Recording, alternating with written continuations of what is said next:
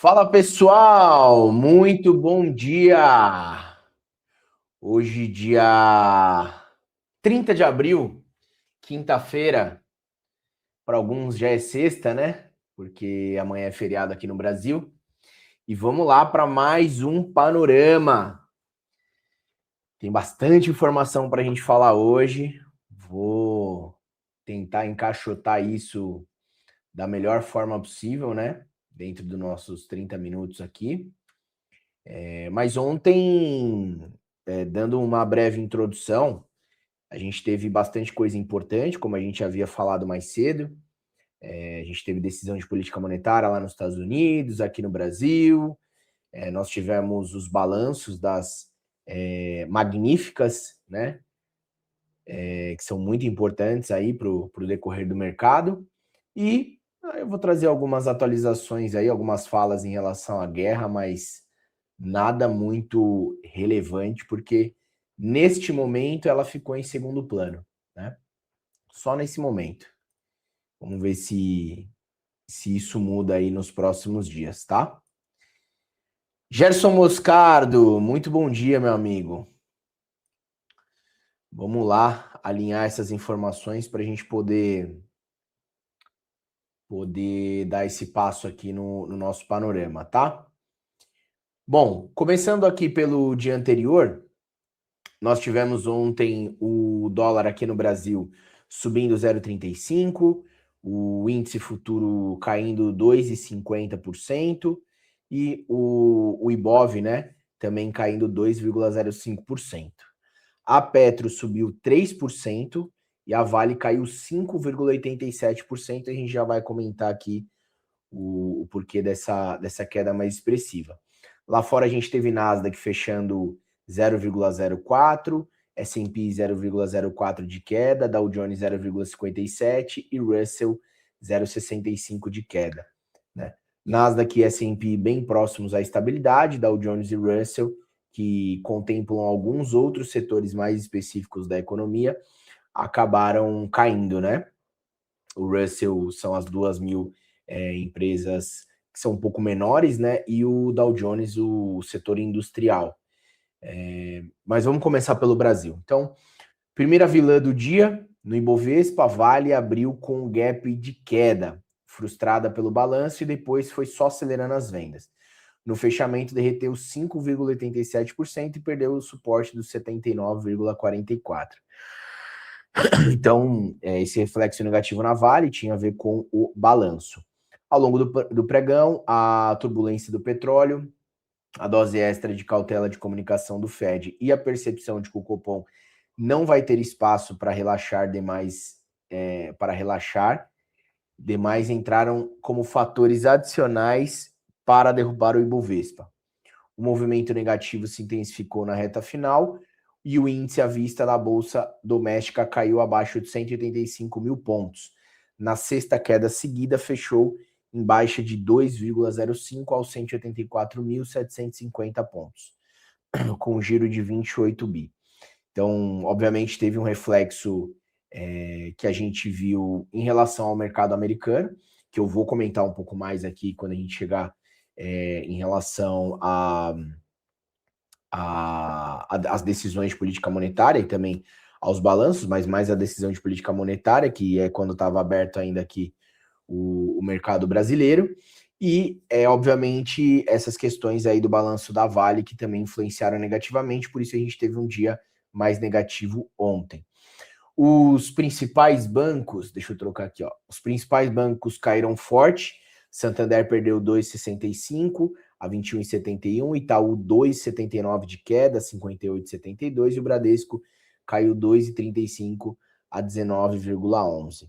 Petrobras figurou entre as poucas altas do dia, mas não salvou a bolsa de terminar no vermelho. Impulsionadas pelo rally do petróleo, as ações ON registraram valorização de 3,16 a 48,96. Aqui foi bem mais negativo do que nas bolsas de Nova York.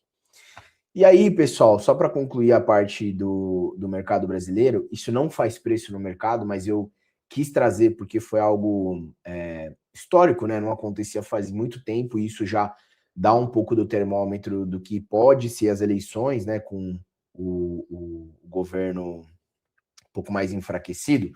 Ontem foi feita a votação no Senado, onde o governo Lula, né, indicou Jorge Bessias para a vaga do STF, e ele não conseguiu a aprovação do STF, ele teve apenas 34 votos, que são 7 a menos do que o necessário, e 42 contrários, tá?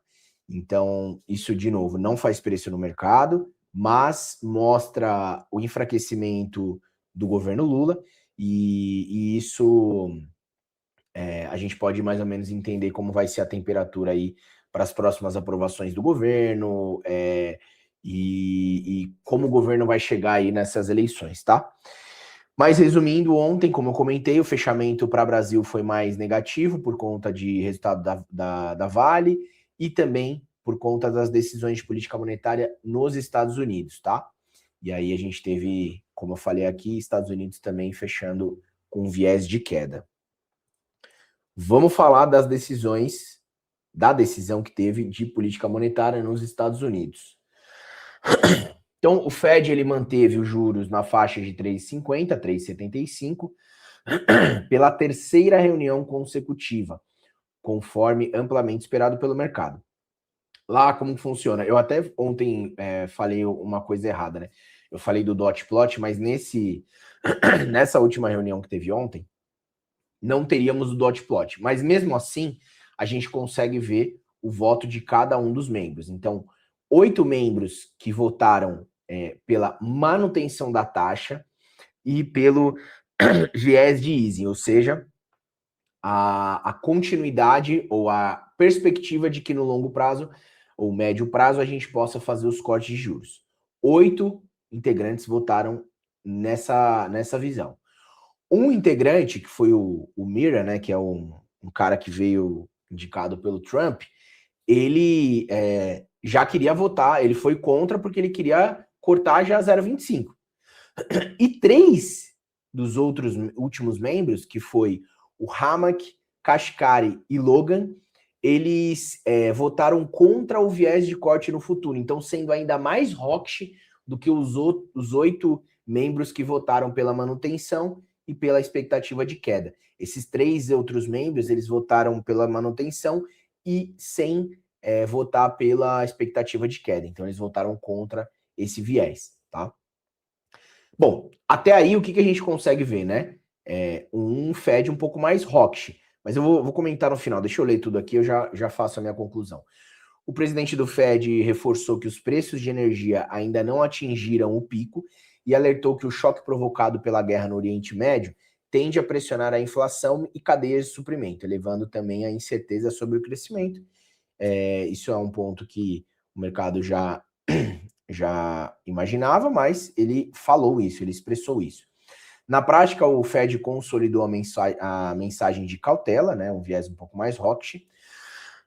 Também na quarta-feira, o nome de Kevin Warsh foi aprovado pelo Comitê Bancário do Senado americano para assumir o comando do Fed. No início do dia, ainda defendia para a votação no plenário, que será realizada pela maioria republicana. Então ainda tem essa etapa de fazer no plenário, tá? Mas muito provavelmente isso aí vai ser aprovado. O que eu quero falar para vocês em relação a essas informações, né, do Fed? Então a gente teve a manutenção, um discurso hawkish do Powell, apesar de ser a última reunião que ele estará como presidente, né, a princípio. Foi um discurso hawkish. A maior parte dos membros, além de acreditar que é necessário manter, isso foi praticamente unânime, só o Miriam votou contra. 3 dos 8 que votaram para manter não acreditam que no médio e longo prazo tem um viés de queda de juros. Então, isso é bem hawkish e o mercado, num primeiro momento, reagiu negativamente a isso. Tá? Depois tiveram os balanços e acabou tendo ficando um pouco embaralhado, mas a visão do mercado olhando só para o Fed foi mais negativa. E aí eu até trouxe aqui para vocês, do lado esquerdo eu sei que está um pouco menor, mas a gente teve o print que eu tirei ontem lá da FedWatch, onde 46,8% acreditava que o primeiro corte seria em 8 de dezembro de 27, e agora continua sendo para 8 de dezembro de 27, mas até diminuiu, 34,7%. Isso mostra o quanto o mercado, de fato, está mais pessimista, né, depois dessa decisão de política monetária e depois das falas do Titio Powell, certo? Bom, e aí a gente tem, por último, em relação à decisão de política monetária, a decisão aqui do Copom. Então, o Copom reduziu aqui no Brasil 0,25% a taxa de juros para 14,50%. Na ata, ele reconheceu que o cenário piorou, mas ele evitou sinalizar uma inflexão abrupta na política monetária. O ponto mais relevante na comunicação foi a mudança sutil, mas importante, na estratégia futura, à medida que passou a destacar não só o ritmo, mas também a extensão do ciclo de cortes. Essa alteração desloca o foco da próxima decisão para o tamanho total do ciclo. Em outras palavras, o debate deixa de ser apenas quanto cortar na próxima reunião e passa a ser até onde será possível cortar.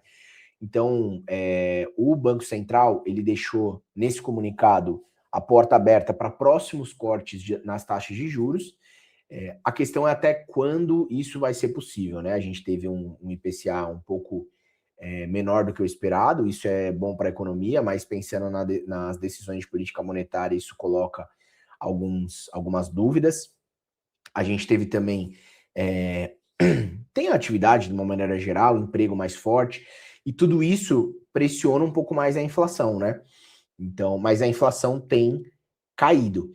Então a gente tem que aguardar os próximos pontos, o desenrolar da guerra, e como o próprio Banco Central colocou na pauta, né? Na decisão, ele, na verdade, assim, no comunicado, né? Ele deixou aberto aí os próximos cortes. Talvez na ata da decisão, que vai ser terça-feira que vem, ele possa trazer um pouco mais de detalhes. Mas isso uma primeira visão é positivo, tá? É positivo. Vamos ver como que o mercado vai interpretar isso aqui. Mas a gente também está na corrida do que está acontecendo para além da nossa decisão de política monetária, né? Mas foi tão positivo que a gente está vendo aí o dólar 0,30 de queda e o índice 1,10 de alta. Então mostra aí essa decisão mais positiva, e também tem as questões do balanço que eu vou entrar agora para falar aqui com vocês, tá? Balanços. Bolsas americanas deram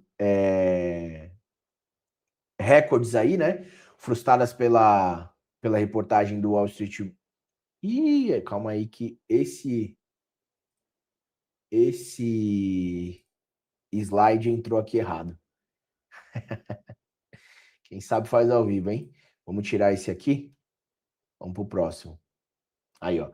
No pós-mercado, a Alphabet foi a única entre as magníficas que brilhou, 7,21% de alta após o lucro líquido de 62,57 bi no primeiro tri, avanço de 81% na comparação anual, com o lucro por ação de 5,11. A receita cresceu 22% para 109,2 bilhões, superando o consenso, tá? Aqui a gente não tem o guidance, depois eu vou procurar, mas pelo reflexo positivo que a gente está tendo, com certeza o guidance também foi positivo, senão ele estaria trazendo um viés diferente aqui, né? Mas a gente tem, por exemplo, nesse momento, a Alphabet, né? 8,12 de alta, então o guidance com certeza foi positivo. Já a Meta caiu feio, 7%, nesse momento está caindo 9%. Apesar do lucro de 26,77 bi no primeiro tri apontar uma alta anual de 62%, com o lucro por ação de 10,44, bem acima do consenso do ano passado, a receita somou 56,31, mais 33%, também acima das expectativas. Para o segundo tri, o guidance projeta de 58 a 61, com CAPEX entre 125 e 145. Com certeza o guidance aí da Meta veio abaixo do esperado, por isso a gente está vendo essa frustração aí em relação ao percentual e a queda que está acontecendo aí. Amazon subiu 2,76 e Microsoft teve alta leve de 0,33, as duas registrando aumentos nos lucros e nas receitas no primeiro tri. Amazon lucrou 30,25, aumento de 76%, lucro por ação ajustado de 2,78, acima do consenso de 1,63. A receita totalizou 181,5 bi, subiu 17% e do mesmo modo veio acima das projeções. Então, a gente pode ver aí, ó, mesmo a Meta que está caindo, né? Alphabet veio acima do esperado. Meta também, os resultados, né? A gente pode ter tido a Meta aí com o guidance menor. Na verdade, ele até fala aqui, ó, para o segundo tri, o guidance que ela projetou foi de 58 a 61, com CAPEX 125 e 145. A gente só precisava ver quanto o mercado estava esperando, provavelmente o guidance maior, tá? Por isso que ficou mais negativo. Mas o que a gente tem que absorver aqui, quando a gente fala do day trade, é que todos vieram positivos. E isso tende a trazer um viés mais positivo para o mercado no dia de hoje, né? Ele estava um pouco mais misto, mas a gente pode ver para o dia uma positividade um pouco maior olhando para as Big Techs. O lucro da Microsoft foi de 31,8 no terceiro tri fiscal de 2026, alta de 23%, com lucro por ação de 4,27, acima do consenso de 4,05. A receita somou 82,9, subindo 18%, também acima das expectativas. E a gente tem aí a Microsoft, é a única que está caindo, a única não, né? Está caindo 1,55. A gente tem a Meta também caindo 9, mas a Alphabet, que é o Google, está subindo 7,86. A Amazon subindo 3,66, e de uma maneira geral, olhando todos os resultados, foram positivos. O guidance pode ter frustrado em algumas situações, mas o resumo da ópera para esses resultados de Big Techs são positivos, e a gente vai ter possivelmente, né, como a gente já está vendo agora, ou quando a gente chegar lá no panorama eu vou comentar mais com vocês, um dia um pouco mais positivo, tá? Falando rapidamente aí da guerra, o petróleo Brent atingiu $120, com Trump sugerindo a possibilidade de retomar uma ação militar contra o Irã. Em postagem nas redes sociais, o presidente indicou que não seria nada mais bonito. E o jornalista da Casa Branca afirmou que nunca haveria um acordo em nome dos iranianos, afirmando o desmantelamento de qualquer um de seus termos nucleares. Segundo a Axios, o Comando Central dos Estados Unidos preparou atualizações de plano de ataque de curto prazo e de previsão, e estaria operando para pressionar os iranianos na negociação, enquanto o Irã segue afirmando que não pretende reduzir as defesas. Basicamente a mesma narrativa que a gente estava vendo anteriormente, né? Mais cedo o Trump comentou que a guerra entre Rússia e Ucrânia, isso aqui é interessante, está próxima do fim, será rápida e gloriosa, referindo-se ao estilo do dia D, dia da vitória, 9 de maio, quando a Rússia celebra a vitória soviética contra a Alemanha nazista em 1945. Isso porque ele está falando com o Putin, né, sobre essas questões de acabar a guerra contra a Ucrânia. Enfim, nenhuma novidade aí, só mostrando que eles estão em comunicação referente a isso, e as narrativas continuam sempre as mesmas aí na guerra. Não tivemos nenhuma atualização importante referente a isso, certo? Agora vamos falar do panorama, né? Falar do dia aqui. Deixa eu compartilhar com vocês.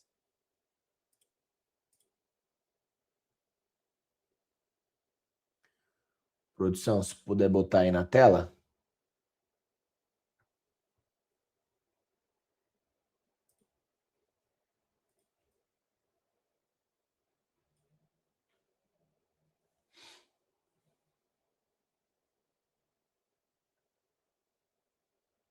Boa.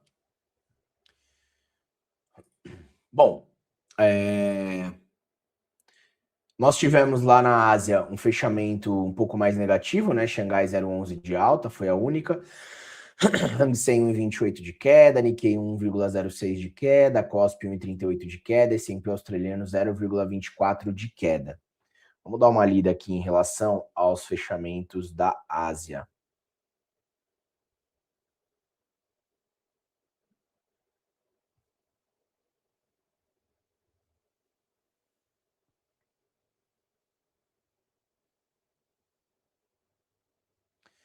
Bolsas asiáticas fecham majoritariamente em queda, com petróleo, perspectiva de Fed e resultados de tecnologia.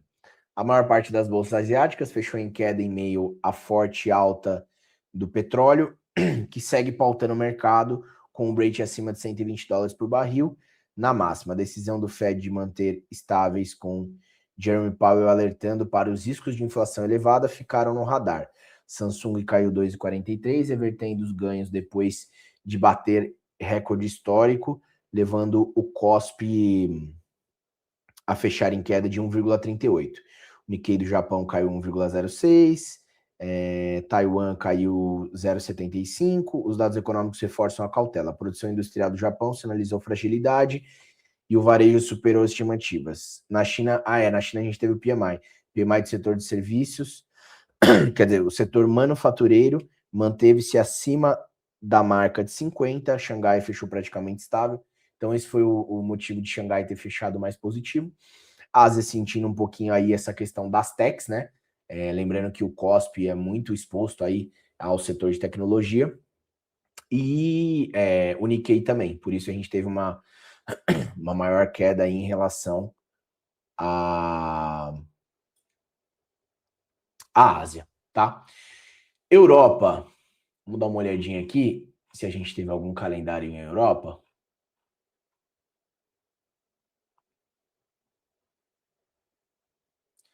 Taxa de desemprego da Alemanha, que veio praticamente em linha. PIB da Alemanha, que vem em linha também. O trimestral veio um pouquinho acima do esperado, que é positivo. Índice de preço ao consumidor vem em linha. O PIB do bloco europeu veio praticamente em linha. Decisão de política monetária no Reino Unido veio em linha também. E só. Bom, dados não tão relevantes, né? Mas os mais importantes, que seriam o PIB e taxa de desemprego na Alemanha, também vieram em linha.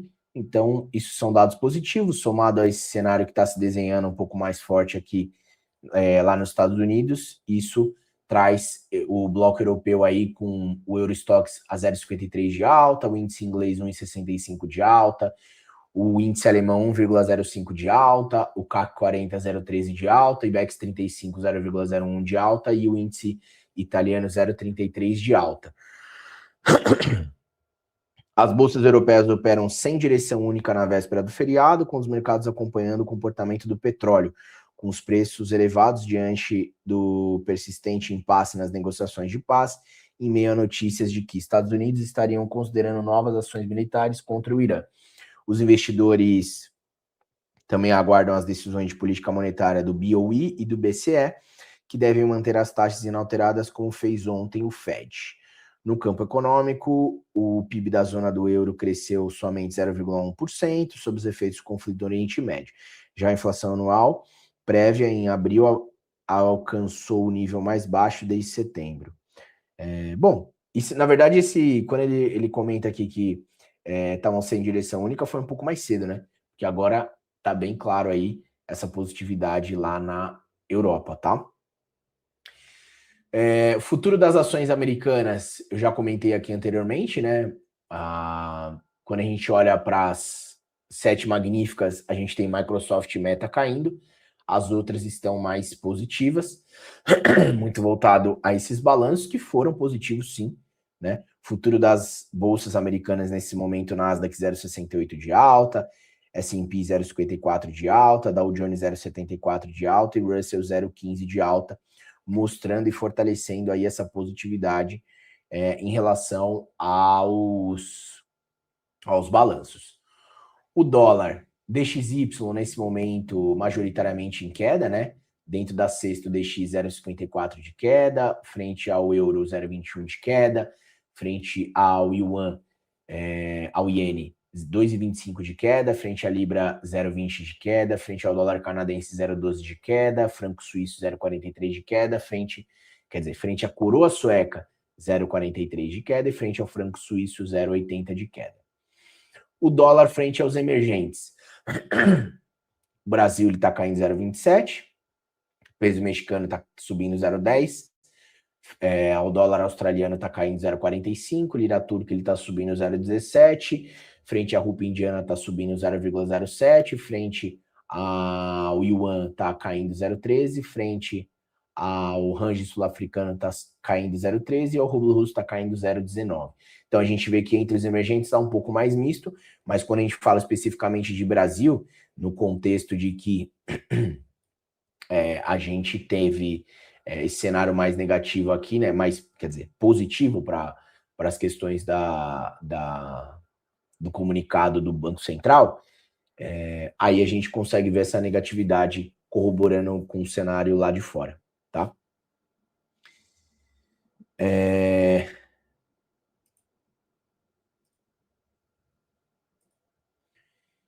Treasuries, de 2 anos subindo, caindo 0,97, de 10 anos caindo 0,57, de 30 anos caindo 0,14. Corroborando aí com um cenário mais positivo para as bolsas. Petróleo caindo 1,82, o WTI, e o Brent caindo 1,29. Vamos dar uma lida aqui, ó. Petróleo opera em queda após cotação do Brent ter ficado acima de $120 por barril. Os contratos futuros do petróleo operam em queda, revertendo o movimento de alta de mais cedo, quando as cotações do Brent atingiram um patamar acima de $120 por barril. Com isso, o Brent ultrapassou o seu maior nível desde 2022, diante das notícias de que Donald Trump estaria avaliando promover novas ações militares no Irã.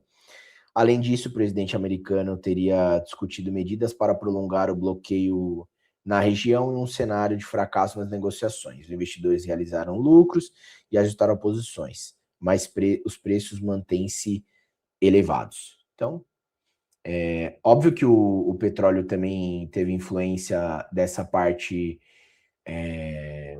dos balanços, né, de uma maneira geral, porque o cenário ficou um pouco mais positivo, mas com muita cautela, né? Vamos ver como que o cenário vai se desenhar hoje. O ouro, nesse momento, subindo 1,83 e o minério de ferro subindo 1,60. Subindo não, né? Subiu 1,60. Criptoativos, na contramão disso, né? Bitcoin caindo 1,04, Ethereum subindo 2,06. É interessante a gente ver os criptoativos um pouco mais negativos, porque isso traz uma contramão, né, do que a gente normalmente vê, porque em dias em que a gente está tendo um cenário um pouco mais positivo para as bolsas, né, é o que está se desenhando, Bitcoin caindo 1,04, Ethereum caindo 2,07, Cardano caindo 0,84, Solana caindo 1,04, Tether caindo 0,03 e XRP caindo aí 0,67, a gente poderia ver até mesmo esses criptoativos um pouco mais positivos. Talvez tenha algo aí dentro do cenário cripto que esteja trazendo essa maior negatividade, tá? Mas está indo na contramão do que poderíamos estar vendo. E aí, a gente tem um calendário econômico de hoje.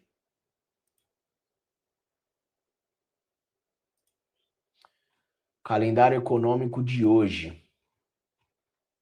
Nós teremos PIB dos Estados Unidos e dentro do PIB dos Estados Unidos a gente tem o núcleo do PCE, tá? Uma leitura que vem dentro do PIB, o PCE do PIB e só. PIB e a leitura do PCE dentro do PIB. Esses são os dois únicos dados relevantes aí para o dia. Óbvio, né? Toda essa digestão aí dos balanços, das decisões de política monetária do dia de ontem. Então, tudo isso aí tende a influenciar bastante o mercado hoje, que, como eu já comentei, a princípio está com viés um pouco mais positivo. Cristiano FTube, bom dia, meu amigo. Pessoal, dúvidas? Acho que deu para a gente fazer um apanhado bem importante aí. Claro que existem detalhes que a gente não consegue se aprofundar, né? Mas, resumidamente, é isso. Deixa eu ver se o nosso convidado já chegou. Robert.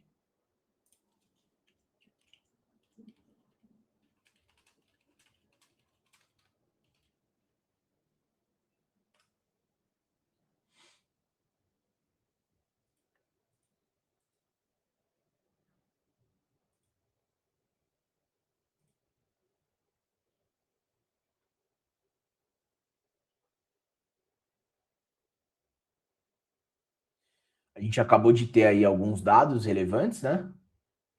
Saindo agora. Pedidos iniciais por seguro-desemprego. O PIB americano veio um pouco mais baixo do que o esperado.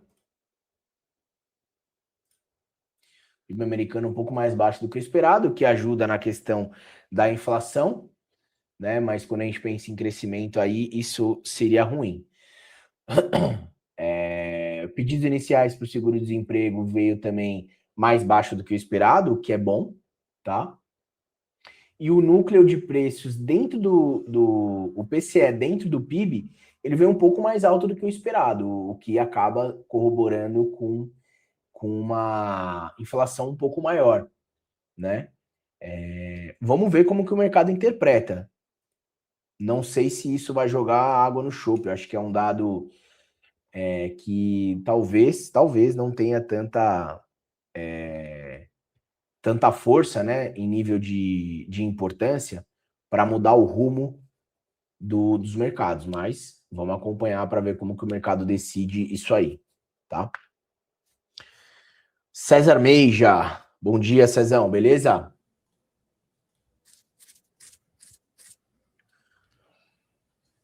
Fala, Robert, Fala, Fernando. E aí, meu irmão? tudo certo? Como é que tá você? Como é que tá esse panorama de mercado aí, essa loucura toda, rapaz? Bastante informação, né? Pra gente decifrar. Caraca, velho. Muita coisa, né, Fernando? Muita coisa para pensar. Mas assim, para quem opera Brasil, o mercado tá mais positivo, né? Depois, como eu comentei, né? Depois do Copom de ontem. Vamos ver se vai se sustentar. Lá fora também a gente tem um viés um pouco mais positivo. Vamos ver se vai se sustentar, né? E é isso. Esse ano também tem eleições também, né? Isso também tem uma parcela também, né, nessas movimentações também, né? Eu acho que O que é que a você acha? eleição, ainda não está fazendo preço. Vai fazer, mas eu acho que no momento não consigo enxergar aí ela tendo uma total importância, né? Acho que tem outros fatores mais relevantes. Mas com certeza, em algum momento vai começar a fazer preço. Show de bola, velho. A gente tá nesse processo, né, Imagine, né, o gráfico que estava batendo as máximas históricas e agora a gente está entrando já para a casa dos 188 mil, É verdade. É verdade. né? Mas exatamente esse o ponto, né? O que a gente lê, eu acredito que deva estar acontecendo no momento de balanço lá fora, o fluxo que estava entrando aqui, fazendo todo esse volume dentro do Ibov e fazendo buscar as máximas aí, ele acabou migrando um pouco para lá fora. Tanto que hoje, por exemplo, você vê a maior parte dos emergentes, né? O dólar frente aos emergentes mais positivo, mostrando que o fluxo que estava nesses emergentes está voltando um pouco para tentar buscar esse momento dos balanços lá fora, mas no caso do Brasil, nem tanto, porque como a gente teve uma decisão ontem com um comunicado que deixou aberto os próximos cortes de juros, para o Brasil a gente ainda teve essa positividade. Mas o fluxo, de uma maneira geral, né, o volume que estava fazendo as máximas históricas, ele pausou um pouco, né? Se ele vai retomar ou não, são outros 500, né? Mas ele deu uma breve brecada. Eu acho que em algum momento isso vai começar a mudar quando a gente fala das eleições, mas não consigo enxergar que agora já esteja nisso, entendeu? Então, cara, muita coisa ainda, muita água para rolar, né? Muita água Com para rolar ainda, certeza, né? com certeza. Muita. Mas é isso aí, meu irmão. Muito obrigado, tamo junto. Um ótimo dia para você, para todos que nos acompanham. Forte Muita água. abraço. Valeu, Fernando.